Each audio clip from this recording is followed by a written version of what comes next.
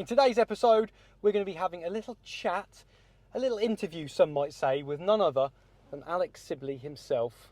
Whoop, whoop. You may remember him from shows like Big Brother. And nothing else. Let's hit the road because I've got some intense questions to ask the poor chap. Wait a minute, I need to get my phone on so I can phone a friend if they're too tough. Nah, none of that, mate. That's old school. Right, We're not doing any of that. So, right. We all know you from Big Brother. Well, I say we all know you. Some of you don't. The youngsters don't. You don't. Your mums will know me. You didn't come first, right? Let's get this out of the way first. Yeah. You didn't come first or second. No, I You didn't. got third. So I was robbed of second place. I should have come Do second. you get anything for third, like a little bronze medal or anything like that, or just? No, nothing. You know, normally the people that come those sort of places do absolutely nothing. You know, and well, I did something. But my year we had Jade Goody. She came fourth. Yeah, that's right. So that's what helped me. So really. okay. And I know you like to always get this in. How many people voted for you? In total, no. How many votes did I get? 22 million. But someone could have made 5 votes in one time. And they could have been the votes. But then to people, kick you out. but people paid for that. So yeah, the votes then they used to change. Vote to keep him in, vote to kick him out. And I was very lucky. People liked me who didn't like me as well. So I had haters and fans. Haters and fans, that's the best way though, isn't Yeah, it? it was They good. say if someone's not hating on you, you're not doing it right. So I want to talk about the audition process because it was a while ago. How did you do it? Did you have a homing pigeon that you just put little... No, I'd heard of Big Brother, but I'd never watched it because I was always in Milan for the show seasons when it was on.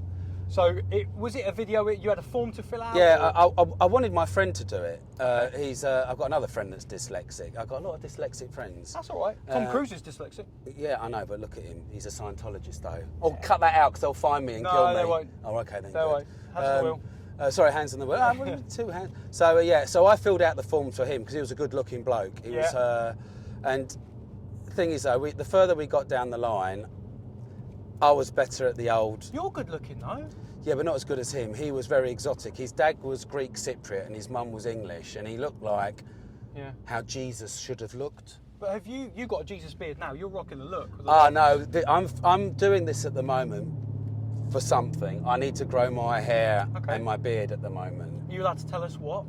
Well, yeah, it's for my programme. Okay, well that's all right. Well, you're making it sound really ominous, like you had like some sort of movie. Well, it is. It's a big deal for me, you know. We'll get onto a little bit of plugging later on. I'm not finished. So, when you come out of Big Brother, the best thing is when you come out of a show like that is the money and the types of jobs. Yeah, the money. I want to know weird and wonderful types of jobs, and I want to know money, how much you were paid. So, first job, day out. I've only a day out of Big Brother.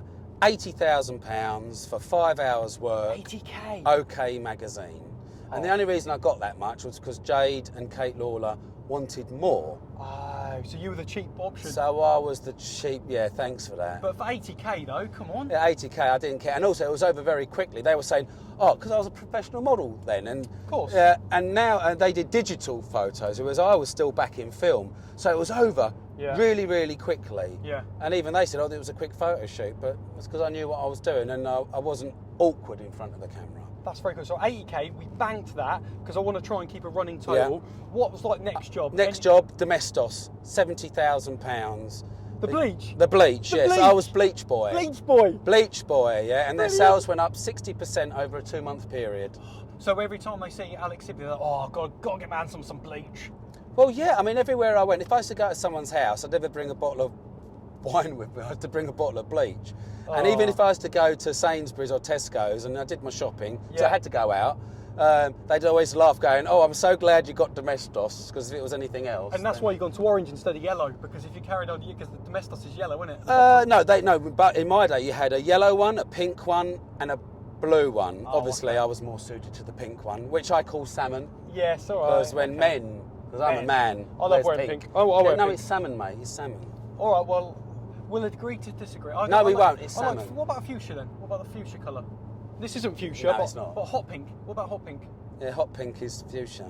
Yeah, well, he's so difficult. Okay, next weird job, because I do hear you did hold a toilet, most Yes, Cleanliest toilet competition. Cleanest toilet competition for moto. Yeah. So they do this competition because obviously when you've been on a long drive and you're desperate for the toilet, Yeah. you know when you go into those toilets and you go, if you go in and you go, ugh, look at it. Yeah. It's not nice. So they had these competitions, in-house competitions, who had the best satisfaction guarantee, whatever, from clients. Right. And one of them won it, and I had to go along there, sit on the toilet on the side of whatever it was. The M1. The M1 with two of the managers who weren't happy because they had to dress as toilet attendants and they were worried that people would see it. And there were managers. So Yes, they were. And I remember at the time, my agent said, if you take it, they'll laugh at you. Yeah. If you don't take it, they'll laugh at you. And I remember for 15 minutes, £3,500.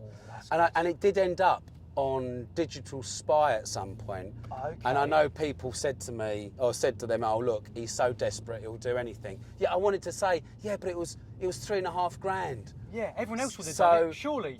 I'd be stupid not to take it, you know? Oh, did you? And when you were sitting on the toilet, did you have like no trousers on? No, I was fully clothed. Oh, did you ever think about showing the managers up a little bit more? Whoa, sorry. That's all right. Whoa, I'm not used to around It handles here. well. It does handle well. Did you ever think about, just to wind the managers up, and take your trousers off, just to No, I took myself serious. too seriously back in the olden days. Well, I was 22. But now it's different. You don't care. No, I don't care. Yeah, the thing is that I've got my trophy wife, I've got my 4 beautiful kids, and I'm on your show now, so it's Well, you've complete. made I've it. got, You've I've made made it. Yeah. Car Chat TV. there So you I'm go. not. So I don't take myself too seriously anymore. And quite frankly, things that I say, providing it's not too racist, I can say anything I like, really. But the thing is, though, you say things that aren't racist, yet they get told it is racist. You might say, well, I'm a bit xenophobic, but I'm not xenophobic. Look, my wife is an immigrant. Yeah. My mum was an immigrant, and pretty much all my friends are immigrants. So I'm not a xenophobe. But then again, you can see how it can. I never told you what you were. No, you don't know. But I'm a label. Everyone label is everyone's labelled now for anything that you do, and this is the problem. And I like to think if you're doing car programs, you don't really talk about what's going on in the world that pisses people off, because you can cane a car manufacturer and no one's going to go, oh, he's anti-carist or whatever. When you cane things, like I hate French cars. French cars are awful. They wind you up. Yeah, but back in the day, 70% of them would fail their MOT first time. Don't have French cars, but No, don't. I've got this thing I need to ask you this about it. Okay. Because you filmed another job. So at the moment we're up to about £83,500 that we burned. We'll do a total in a minute. But didn't you do a thing where you hid in the closet of a woman? Yes. Now it was supposed to be one of these programs where it was to make someone's day who was a fan. And I think this woman, something tragic had happened to her. Yeah. And her friend had said, oh, we'd like to have Alex Sibley surprise her. So I'm sitting there with a cameraman in her house, in the toilet, the toilet under the stairs. Yeah. And when she walked in, we're like, oh yeah. And then you see her hitting the wall, she's snogging and with this bloke. I mean, pretty much we're talking rumpy, grinding up. And you're seeing it. And we're seeing all this going, oh my goodness. And then the man said, oh no, you're going to have to come out. Oh, you got to tell her. And then when we got out, she was really upset and nervous, and I was trying to calm her down because I said, don't worry, they won't show this. We'll do another scene, blah, blah, blah. And it worked really well. And then when it came on TV, it was a spoof programme. They had Dean Gaffney on there as well, who is even more of a loser than I was. And then for my section, they had one of the blokes from So Solid Crew, I think it was Harvey. Yeah. And they called it Out of the Closet. So they had me in there. I mean, they paid handsomely. It was £2,000. Yeah, £2,000 for a little bit of work. But I know my agent said no one's ever going to use that production company ever again. No, because it wasn't up. And I felt bad because they really made it out like this girl, something tragic had happened in her life, and it's all lies. And it was lies. And that's because. I remember the bloke now because I've seen him. He is somebody that if I saw him again, you'd say something. No, I'd kick him in the nuts. Oh, okay. Twice. Physical. Just straight into ABH. I love it. Okay, so. No, but I'll then say, sorry, my mental health kicked in. Okay. You've got to be kind to me. You want to. Okay. So we've done that job. And more modelling jobs came around? No modelling jobs. I did Matalan. Yeah. and lots of little bit. I had my own show on Nickelodeon. Yeah, tell me about that. Oh, that was brilliant. It was called Off the Hook. It was a live show. What did you do? Like, what was it based around? It's just little kiddies, and we'd have pop stars on each. Look, pop stars, I say, you know. Yeah. So we had who's that group of kids? There's like about 13 of them. They sang that song. I see you at the crossroads. Blazing Squad. Blazing Squad, Blazing yeah. Squad? Oh yeah, we needed the whole. It was incredible. The studio was full of them. But then again, because it was live, I nearly got in trouble. One of our programs, you could win, was to go and swim with dolphins. And my co-presenter said to me, "Oh, Alex, have you ever swum with dolphins?" I went, "No, but I slept with a couple of pigs." Because my granddad had a farm, and I used to sleep with the chickens, and I used to do that. So I got over it. And I remember the producer there said, "Alex, you came very close." Did he say it in your ear? Did he go in your ear? No, he didn't say it in the ear. No, they didn't give me the earpiece because they didn't think I was professional enough. Yes, the girl I was with, Yolandi, she did have the earpiece. Did you say you didn't do the thing where you go, just to clarify, I meant pigs in an actual farm? No, I did. I said my grandfather, and it's true. My granddad did have a farm, and I didn't used to sleep with the chickens or the horse, but I was in there the whole time. So you just to actually traumatise the chickens. Physically sleep with a pig? Oh no, that's another time. It's probably one of the only girls whose name I forget. Oh God, so that's hilarious. Okay, so that was a cool show, and was that on like weekly or every Friday? Oh, that's awesome. For a month. And is that where you wanted to see your kind of career go as a TV presenter? I always wanted to be like a Philip Schofield type character, but obviously without being Philip Schofield. Okay. I mean, I've always wanted to have grey hair. I wanted to be. I used to say all the time, I want to be like Philip Schofield or George Clooney. But now you can't say I want to be like Philip Schofield because they'll say, I say, look, just the hair, nothing else. So I wanted to do because I love kids. Obviously, not the Jimmy Savile way. And when I see kids, I like to talk to them. I like to interact with them, like at school or the school playground. All the kids go, "Hi, Alex." It's always it used to be a high five. And now we're not allowed to touch. And I've even had one girl said in front of her dad, "I wish you were my daddy." And I felt so sorry for him. I was so bad. But then some of them they're good dads, but they're just a bit stiff. Like whenever there's a party, and they say, "Come on, dads, get out." I always drag the ones up. I mean, come on. And I remember his daughter said to him, "Daddy, you were fantastic." And I remember he looked at me and he was like, That's because of you. He had a very happy little smile. He's like that you helped me rebond with my daughter. Yeah. So okay, let's rack this up then. Now. So how much money on the first year out of Big Brother? $250,000. $250,000. And because some of that as well was £2,000. Yeah. Little bits to go. I never did any personal appearances, but there'd be other things like, can you go and do this? And so you didn't do clubs? You didn't go? No, I never did the clubs. Okay. Never. I didn't have to. All the others did. But I didn't have to because I had quality. I was doing quality work. Quality content, yeah. Like even I was doing a lot of writing for magazines. When I say writing, it really annoyed me. It was ghost written for me. Oh, okay. But that would be £2,000 a week, sometimes. So he would just sit in the corner and you just talk, and he'd just write it. They'd write it. And what would that be on? What would you be like a? Oh, watching. No, not Emma. Big Brother.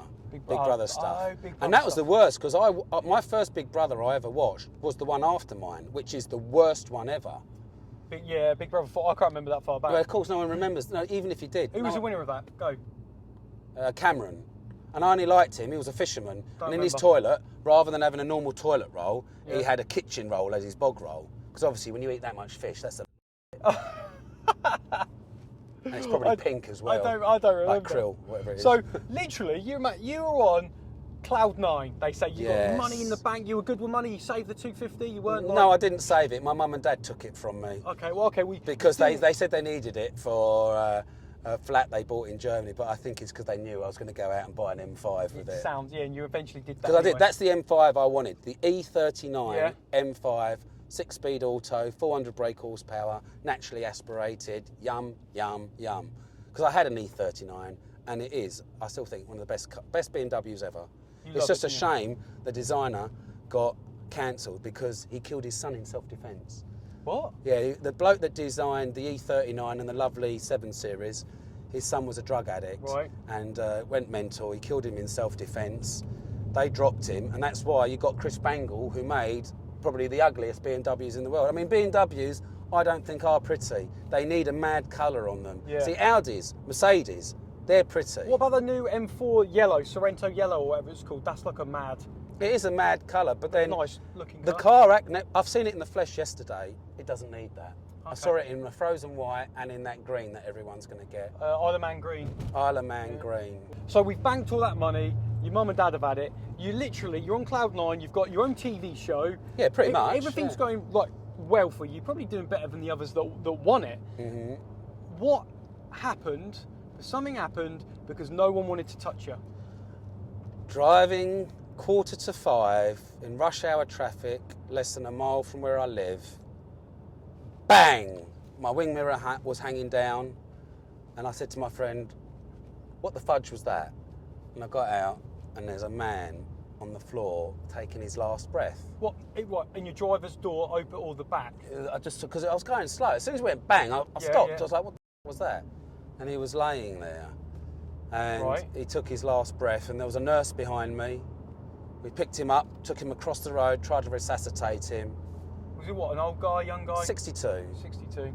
But he was a fit guy. I know at the coroner's inquest, his children would say how he climbed trees and he was an active man. Yeah, okay. So what happened then? Then a couple of days later, my local newspaper, Alex Sibley kills pensioner in sporty BMW, which sounds like yeah. And then the national newspaper got it. I got dropped from my pantomime I was going to do, because initially I'm a trained actor. Well, that's what I wanted to do. Yeah. I did it at college. And I'd lost my car program. I'd driven on Channel 4. I had a slot on Triven. Okay. Which I loved. I got to meet Gordon Murray, JK, Lulu. Oh, wow. I did the last ever interview with John Leslie. So literally your life was like living a dream. Living the dream. Living the dream. And then the police said, "We're going to do you for death by dangerous driving." So how fast were you going? Well, I wasn't going fast, but you don't remember. Like now, I know I'm not speeding. I'm looking forward. I know I've got a head-up display, but you know. So you're going the speed limit or under. From what they said, at the end, I heard from the correct investigator, I was doing between 28 and 32, but they don't know that because there were no skid marks. Yeah. Okay. But what made it worse was the police arrived after we'd moved the body to the other side of the road. So their specialist measured from where he thought he was hit to where he was put on the road. What, they thought you hit him and he bounced over there? Yes. So then they said I was doing between 58 and 62 in a 30 zone. So straight away that is death by dangerous driving. I said to the police, "No, I don't accept that. He shouldn't have been on the road." Yeah. They then came back and said... What time of day was this? 4:45 in the evening. It was dark. Okay. And then I went back the second time with my solicitor, who was a friend of mine. He was the understudy for Imran Khan. Right. Who are the police fuckers. You know, if the police muck up, they're there to sort them out. Right, okay. So he came with me and he kept on saying no comment to everything, because he said, "You're the only person I've ever represented who's innocent." Yeah. They said, "You say no comment." I went, "No, I'm not going to say no comment. I'm going to tell him." And I kept on telling him, "No, that didn't happen. He shouldn't have been there." And then it was a death by driving with no due care and attention. And they kept on saying, "Look, if it goes to court, you're going to be found guilty. Your career will be over. Yeah. You might even see prison time." Really? And I said, "No, I won't do it." And then in the end, they said, "Just driving with no due care and attention." And I said, "No," and they even said to me, "Oh, that's the lesser charge, though." So they kept bringing it down? They kept bringing it down. And I said, "No." And all this time, they knew, right from the beginning, I found out that 2 weeks into their investigation, they would have had the evidence to completely exonerate me. Completely exonerate me. Yeah. But then I found out since that the police, if they've got evidence to show you didn't do it and evidence to show that you did do it, they don't have to supply both of them. Which is why on the date of the court case, which was a year after, a whole year. So my momentum had gone. I hadn't worked for anything. Your mental health, how are you feeling yourself? Are you just depressed? Oh no, I was never depressed, because I don't know, I'm the sort of person where any of my problems, I lock them up in my metaphorical cupboard. Yeah. But I've got a Mary Poppins metaphorical cupboard. Right. Whereas when you fill it up, nothing comes out. Plus, I came from a family, and I've always had a bit of money in our family, so yeah. I think maybe you don't have time to be depressed because you've got other things, Yeah, you know? sure, okay. Because if you lose everything and you work, a bit like the pandemic we got at the moment, and you can't work and you've got no money, what are you going to do? So I was more angry than anything else. I've Yeah. never been depressed. I think I cried a bit at first. I thought, I'm going to go to prison. And everybody's watching. Yeah. And my school down at the end of my road, they used to go past their house and go, murderer! No. Murderer! They used to shout that, yeah. And did you have kids at the time or? No, I was only 22. Yeah. They weren't even a twitch in my left ball sack. Right, I do have two, so I've got a right yeah. one as well. But That's the left fine. one's a bit I'm not bigger. judging if you had one or whatever, it's fine. You know? The left one's bigger, but the right one looks nice. Yeah, as long as you haven't got elephantitis, because you can't ride a bike. That's too then. Ride a bike? It just Who the hurts. fuck rides a bike anymore? So, okay, Yeah. eventually this came to an end, right? This Yeah. came to an end. At court, the CPS Yeah. said, "Who's Mr. So-and-so?" And the police went, "Oh yeah, he's the independent specialist. We'd like to adjourn the case, please." So they adjourned it. 2 weeks later, they said the case had been discontinued due to insufficient evidence. And did the family come out and hold their hands up and say, you No, know, we- they would have found out, I think, sooner Family or of the guy. later, that their dad shouldn't have been where he was. But then Yeah. they still went 3 years after that. 3 years after? They went to my insurance company, and I think they got £350,000 out of them. For what? What? It was a civil case, so it's not. At first, they said we'd like to settle 50-50, and I went, no way, I don't want that. Yeah. Let's go to court. And then Direct Line Insurance Yeah. wouldn't let me go to court, so I wanted to. They said, "Oh, someone's died," and I went, "Yeah, I know that, but this is my career. I can't." You know, they said, "Oh, you're Yeah. lucky." This, and also he'd suffered that the week before that. I found on the coroner's court he'd had a lowness in mood and he was on antidepressants. And they said, "Oh yeah, he was." He said, "You can't do that. You can't go there and say this and that because of what happened." And I wanted to go, and they wouldn't let me go. And then I found out that I was found 70% to blame, and he was found 30% to blame. What? But then again, I think if a pedestrian is even found 1% to blame, well, what the bloody hell are they doing on the street? Yeah. And I tell you what, I wasn't driving like an idiot. No, so you were in a 30, right? In a like a village bit or town bit. It was right near me. It was near Gidea Park, Yeah, and it was okay. rush hour traffic. I wasn't speeding there. No. Well, you can't in rush hour traffic. No, you can't. Well, you can, but I wasn't. Yeah, I know yeah, I wasn't. Yeah. So okay, so basically,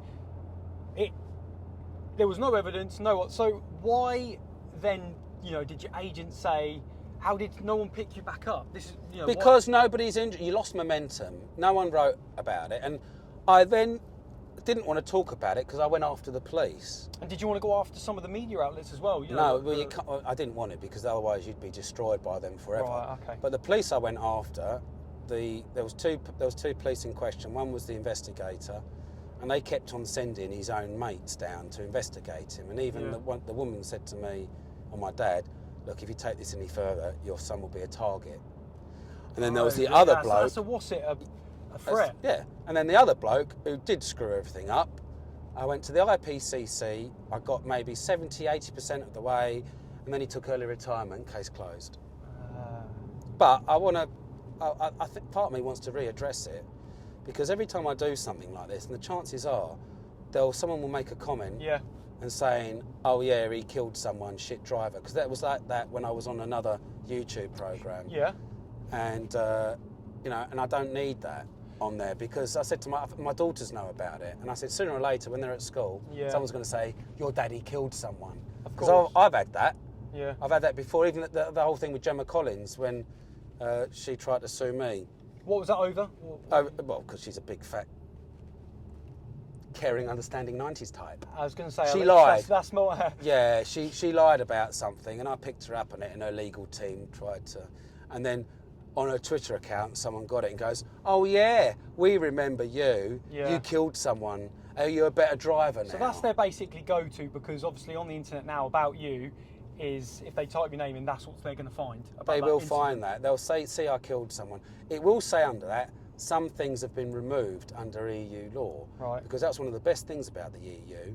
If there was something online that wasn't right, you could have it taken off. So anything that said Alex Sibley kills or Alex Sibley killed, I could say that's the wrong context. You can't use that context because I didn't kill anyone. He used my... It's like saying, does a tube driver kill a man who jumps in front of the train? Right, okay. No, he doesn't, does he? No. It's just my instrument was used for this poor bloke's demise. Crazy. But you're back now anyway. Like, tell us what your plans are. You got a new channel. I have got a new channel. I've been wanting to do it for a while, and because 2 or 3 years ago I tried to get an agent again. Yeah. And none of them got back to me. My old agent said, Alex, that boat set sail a long time ago. Thing is, agents now they want to make money, don't they? So there's sort of the days of having an agent that's like a mentor, one-to-one, who wants to look after you, are kind of gone. And agents, they want loads of people on their books, whatever, and whoever making money for them, whatever. That's the way it seems. So, and there's probably more than most people out now, like from Instagram and social media influencers, saturating the market, applying for obviously to agents as well. And the admin work's overload. I mean, what do you think? What are your thoughts on today's social media influencers and, you know, what they're about? Well, I think that social media or YouTube, stuff like that, has changed everything. Yeah. I mean, unfortunately, on TV now, when you look at it, you get people like Piers Morgan, who ain't too bad, and then idiots like Eddie Izzard and Owen Jones, and it just gets a bit boring. Yeah. Whereas I think that TV now, you don't know what you're hearing. They have to be so careful what they say, whereas I think there's less of a filter on YouTube. Plus, you don't need a massive big team behind you. Yeah. And I think it's cheaper, plus it's cooler. TV, you have to be there to watch it, and you have to pay for a license. Yeah. You don't need to pay to watch YouTube, you know. This is the beauty of you. I can watch you and know it's free. On your mobile and everything. Yeah, and I've had you, can I touch it? And I can touch you. And now you're here. Yes. This is brilliant. Your dreams all come true. Forget all the Nickelodeon show. Just this, being in a car. Do you know what? There is some. Do you remember If You Build It, It Will Come? Kevin Costner. The dancers, no. No, Field of Dreams. Field of Dreams, there it is. And Love him. there are some things because I'm not a big one on positive thinking. If you think positive, everything's going to be all right. It's not. It's going to be the same. But I've done a bit of building, and it definitely came. Yeah. And and then it was ironic that you called me, but then I found out you called one of my mates first as well. No, that's so, not true. I had a chat with Adam, and I think that's someone else. Really? Yeah. So I think you. Oh, okay. I like you 100% now, rather than 98. You got your wires crossed. All right. So let's talk Tesla Cybertruck, because we've got one coming, haven't we? No, I have. Yeah, but I'm going to have a go at it. You'll have a go in it. So yeah, I ordered it in. See, I got some dates wrong. I thought I ordered it in January 2020, but it was April 2020. Yeah. But I thought as well I ordered the really fast version. When I double checked to look at it, I ordered the slow version. Not the slow version, the medium version. That's because the fast version you won't be able to get for about another year after it comes out. Oh God. So, but still, it'll still be quick enough. I mean, look, it's 800 brake. So we're going to get it, and then we're going to have a go in it, film loads of stuff, and then we're going to give it away. Yes, that's the idea. When I say give it away, I don't think I'll be doing that well to be able to just give that away. But of course, yeah. I've got a choice. If I sold 5,000 tickets at £20 each, then I get my money back for it. Yeah. And then you think, oh, 1 in 5,000, that's better odds than the lottery. Yeah. So I think people would do it, and also it is, I'm ashamed to say, it is a bit of clickbait. Yeah, and we'll get them to sub as well. Yes, they'll sub. So what I'll do is it'll be, if you can do like lifelong membership, because another thing for my show I want to do is, you see all these, Cannonball Run or Gumball. Yeah. How much does that shit cost? It's expensive. I'd like to be able to do non-profit, get as many cars together, and go do the things that they do. Where's the first place? I think I want to do Albania. Albania, okay. Only because my Albanian, obviously, is from there. I was thinking more like Marbella. No, you can't shoot a Kalashnikov. You come to Albania with me. Yeah. I'll let you. Who's your rival? Who do you hate? I love everyone. Okay, then. Yeah. Right, we'll put Kim Jong Il, on a tree, and I'll give you a Kalashnikov. Okay. And you can shoot the fuck out of that tree. Is it? I've fired a gun before in Vegas. That was good. Vegas, Schmagus. Real deal. Okay. So yeah, I'd like to do a massive tour to Albania, because I know the Albanian told me there's some fantastic roads in Croatia. And if you get caught doing 200 mile an hour there, you just got to give the police a tenner and they'll let you off. And apparently you can blow up a cow with a bazooka for £1,000. Would you want to do that? I don't know. I'd prefer to blow up people for £1,000 first before I move. Yeah, I've got a couple of people on my mind. There's one teacher that's still alive from my past. All the others are dead. That sounds like you thought about that quite a lot. lot. I have. I saw one of them. I saw one of my paedophilic teachers from one of my schools. Never did anything to me, but I remember I called my dad up and I went, guess who I just saw?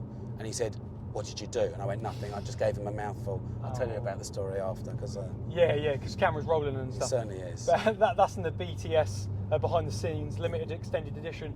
Oh no, I didn't ask you the bisexual questions. Yes. Well, you know, it's because I'm so looking. People always automatically think I'm either gay or bi. You did do some weird shoots. I know you can't find them because I've had them taken off. I've killed everyone with those. Stuff. No, but the reason I have this hanging over my head, for Big Brother, I said I was bisexual because I sexed up my application form. Yeah, you have to. Like I said, my hero was Nelson Mandela because he didn't let prejudice get in the way of freedom, which is rubbish. But I'd never let prejudice get in the way of freedom, and it followed me. And you found him attractive, slightly. When he was younger. Yeah, okay. Good. I heard he packed a lot of meat. Yeah. In his fridge. I've heard those fudge packers are really good. They've got really good technique. They just can manage to get it in. But mate, it's been great. It's been great hearing your story. We could just chat for hours, couldn't we? I've got so much.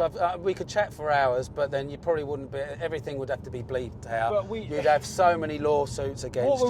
What we'll do is we'll put it down to the comment section. If you want to see another chat with me and Alex, you're gonna have to let us know in the comments. But for now, if you like the video, throw us a like, get subbed. Get over to Alex Sibley's channel Sibley, sub there as well. Give us loads of comments, and I'll see you on the next one.